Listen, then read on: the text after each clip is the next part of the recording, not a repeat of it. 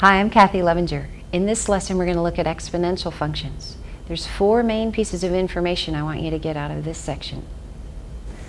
Here they are. First of all, the definition of an exponential function is a function that can be represented by the equation f of x equals a times b to the x.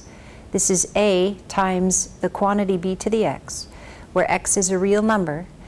A and b are constants and b is greater than 0 and not equal to 1 is an exponential function.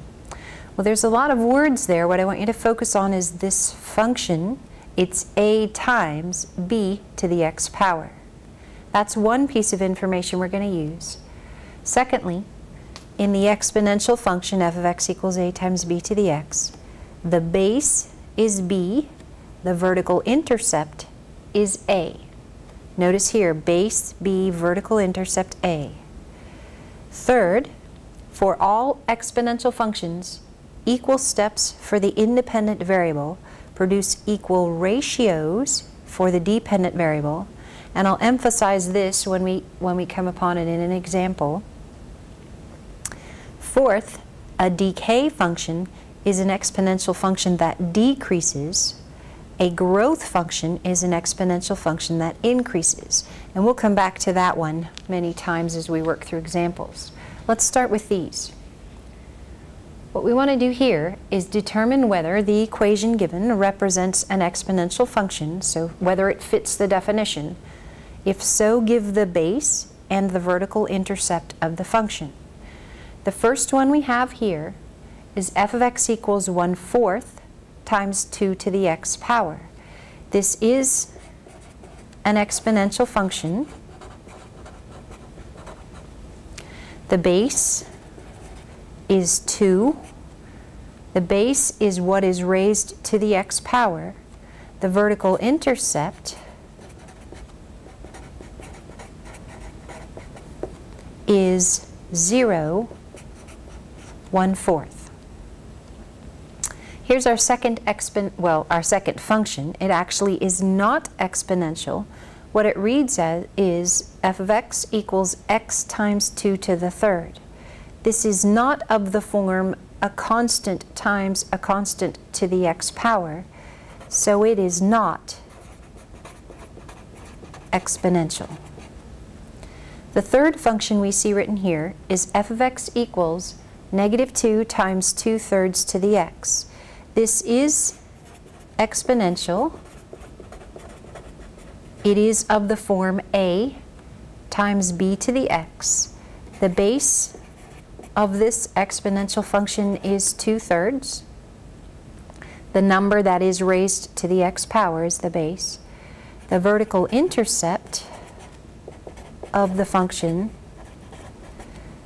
is 0, -2. It intercepts the vertical axis at -2. Notice that that's this number represented by a in the formula. Well, let's continue with this discussion of exponential functions, but talk about bases.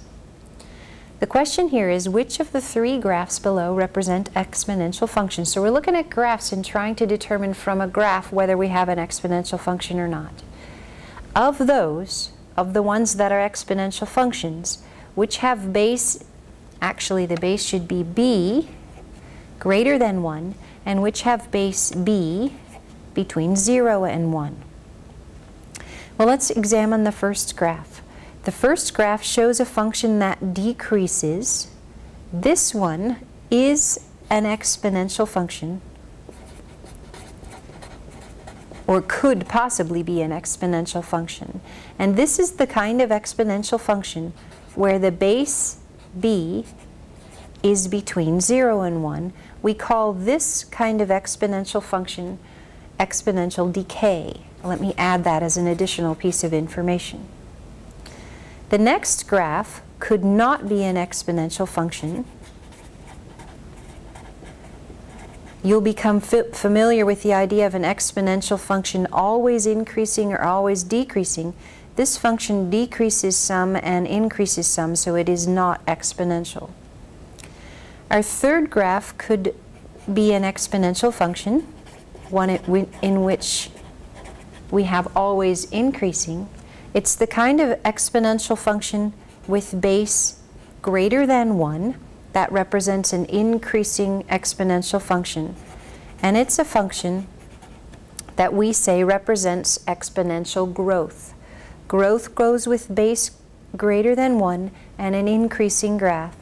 Decay goes with base between 0 and 1 and a decreasing exponential graph. Here's another example. This time we want to determine whether the table represents an exponential function by examining the values in the table. And if it does, we're going to find an equation for the function and state whether it is a growth or decay function.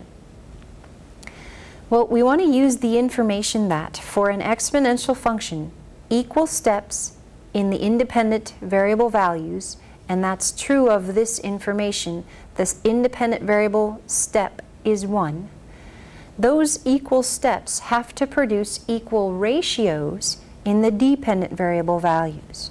Well, what is meant by that statement is we take a pair of consecutive dependent variable values and divide one by the one that precedes it. So I need to take 2 and divide it by 2 ninths. Now if you do that, you'll see that the result is 9. And so we're going to continue and find the next ratio by taking 18 and dividing by 2 and getting 9. And the next is, let me move over here, 162 divided by 18 is 9. And finally, moving over here, 1458 divided by 162 is 9. And we see that we have equal ratios in the dependent variable values. So this is an exponential function. Yes, exponential. Now we want to find an equation for the function. Well, our equation should be written in the form a times b to the x. A is the vertical intercept. It's found in our table as the function value corresponding to when x is 0. Our vertical intercept is 2. B, it turns out, is this common ratio that we found when we were determining whether the table represented a function or not. And so a possible equation for the function is 2 times 9 to the x power. So there's an equation for the function. This particular one happens to be growth, and it can be determined to be growth a couple of different ways. Notice that the function values get bigger or grow as the independent variable values increase, so that's an indication of growth. The other indication is that this value b is greater than 1. Well, let's try that again with another table. We want to determine whether we have an exponential function, and if so, find an equation for it and state whether it's growth or decay. In our table, we see equal steps in the independent variable. The step size is 1. We need to determine if there is a common ratio between pairs of dependent variable values. Between the first pair, I'm going to take 6 and divide by 24, which will give me 1/4. Between the next pair, I'm going to take 3/2 and divide by 6, and you'll see that that's 1/4. Between the next pair, I'll do 3/8 divided by 3/2, and that will be 1/4. And finally, checking all pairs, 3/32 divided by 3/8 is 1/4. And so there's this, let me circle the 1/4, common ratio between consecutive pairs of the dependent variables.